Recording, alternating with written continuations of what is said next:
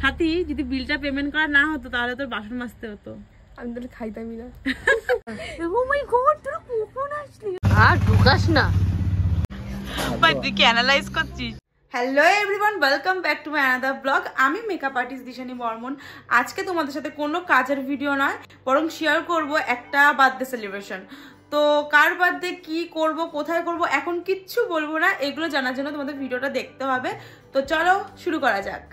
তো এখন আমরা চলে এসেছি মন্দানিতে। তো এখন আমরা এসেছি মন্দানিতে কেক নিতে। আমার সাথে আছে সাগরিকা। ঠিক ঠিক ঠিক। এই হলো আমাদের কেক। তো ফাইনালি আমরা চলে এসেছি ও চাকদা। আমাদের সিটে বসে রয়েছে একটা মিনি, দেখতে ভীষণ কিউট ছিল, কিন্তু প্রবলেমটা হলো এখানে গান হচ্ছিল, কিছু কিছু জায়গায় ভয়েস ওভার দিতে হচ্ছে আমার। এখন আমরা চলে এসেছি ও চাকদা। ও চাকদাতেই আমরা বার্থডে সেলিব্রেশন করব। আমরা কেক সাথে ফুল নিয়ে এসেছি, কিন্তু যার বার্থডে সে এখনো আসেনি। আমার সাথে রয়েছে সাগরিকা, সাগরিকার হাজবেন্ডও আজকে এসেছে। আমরা দূর থেকে বসে দেখতে পাচ্ছি এখন বার্থডে গার্ল আসছে। বার্থডে গার্ল এখনো জানে না যে আমরা এখানে রয়েছি আর আমাদের সাথে কেক রয়েছে। Happy birthday. আমাদের নেমন্তন্ন করা হয়েছে, তাই আমরা এসেছি। এবার এই গেঞ্জিটা কে দেবো? এবার সুন্দর তো আমরা দিয়ে করতে একদিন। ভাই জন্মদিনে দিল। ভাই সব ভিডিওতে এই একই কথা, তোরা কেন সেজেছিস, নতুন জামা কোথায় পেলি? না আমার ভাই জানিস আমার কিচ্ছু দেয় না। সাথে আগের বার জন্মদিনে একটা দিল, এবার জন্মদিনেও একটা দিল। আমার তুই পর হয়ে গেছিস না তাই এই গেঞ্জিটা আমরা দিলাম পর। সাথী পুরোই সারপ্রাইজ, তোরা রিঅ্যাকশন দিতে পারে না। আমি হয়তো এরকম করতাম, ও মাই গড, আমি তো অজ্ঞান হয়ে যেতাম টাস করে। এই কিউট ম্যাঙ্গো কেকটা আমরা নিয়ে এসেছি। দেখো এখানে একটা বড় ম্যাঙ্গো রয়েছে। তো আমাদের বার্থডে গার্ল, বুঝতেই পারছো কে, সাথী। সাথী তুই খুশি আছিস? হ্যাঁ। তো তুই এরকম রিঅ্যাকশন দে, ও মাই গড। আমার দিকে দেখেন, ও মাই গড তোরা কখন আসলি? আবার আবার আবার, ও মাই গড তোরা কখন আসলি? দাঁড়া ওয়েট কর। এইটা কোথা দিয়ে নিয়ে আসলি তোরা? সাগরিকা এখন রিটাচ করছে, বেচারি অনেক দূর থেকে এসে একটুও সাজতে পারেনি আজকে। আর এখানে সুদীপ্ত সাথীকে ফুল দিয়ে উইশ করলো। হাউ সুইট না। বান্টিকে ক্যান্ডেলটা ধরাতে বলা হয়েছিল, যেটাও ঠিক করে পারছিল না। সো ফাইনালি হ্যাপি বার্থডে বলো। Happy birthday to you. এরপর সাথী সবাইকে কেক খাওয়ালো। ফার্স্টে সুদীপ্তকে, বান্টিকে, দেন ফাইনালি আমাকে। আর গোটা কেকটাই আমি খেয়ে নিলাম। কেকটা অনেক বড় ছিল, আমরা খাওয়ার পরও অনেকটা কেক ছিল। কিছুটা কেক আমরা এখানকার স্টাফদের সাথে শেয়ার করলাম, আর কিছুটা কেক সাথী ওর ভাইয়ের জন্য নিয়ে যাবে। তো এখন আমাদের খাবার অর্ডার দেওয়া হচ্ছে। তো কি অর্ডার দেবো আমরা? আমি কিন্তু ভাই বিরিয়ানি খাবো। দেখ দেখ কোথায় আছে। আমি তোর লেগটা খাবো। কি? আমি তোর লেগ পিসটা খাবো। তুই হজম করতে পারবি? হ্যাঁ। ও চাকদা স্পেশাল। থাক, জামাইরা রয়েছে তো আর কিছু বললাম না। তো ফাইনালি এখন আমরা ফটোশুটের জন্য এসেছি। মানে ছবি টুপি তো তুলতেই হবে, তাই না? আজকে ওয়েদারটা না খুব ঠান্ডা ঠান্ডা, একটুও রোদ নেই। ওদিকে আবার সর্ষে ক্ষেতও রয়েছে, পুরো মাঠের মাঝখানে এই ও চাকদা। আয় ছবি টুপি তুলি আমরা।